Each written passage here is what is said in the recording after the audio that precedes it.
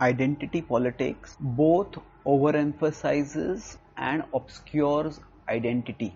The word identity politics can have two distinct meanings. One is that it is a politics based on assertion of identity as contrasted with class or interest groups. The other is that identity is a mere afterthought to oppression. In the second formulation, identity is primarily in terms of who has victimized whom, and whereas the first sense of identity politics is simply a tribal version of self-identification, whereas the second is an endless guilt trip for the supposed victimizer who inherits the sins of their fathers with no hope of redemption.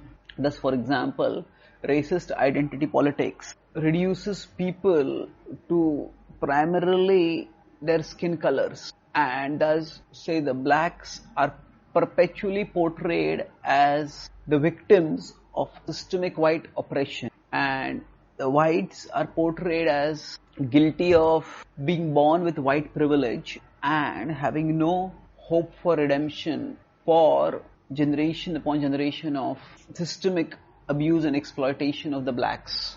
And often the mania with which people partake of identity politics is both disturbing and revealing. It is disturbing because it reveals the desperate search for self-understanding that we all have. And although identity politics overemphasizes identity so much, actually it overemphasizes only one aspect of our identity, our skin color.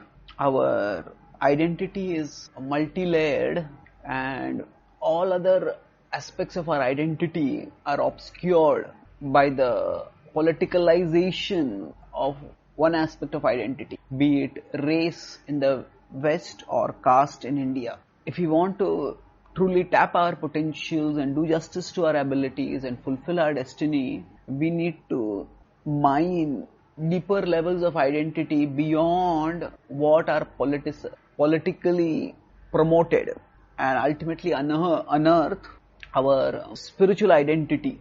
It is in understanding ourselves as spiritual beings transcendental to our various levels of material identity that we can truly become who we are meant to be. When we understand that we are souls who have been transmigrating through various bodies, then we understand the temporality of the victim-victimizer narratives. A white slave owner in one life might be a black slave in another life, and in neither lifetime can one attain lasting fulfillment as long as one identifies with the identity that is politically made prominent.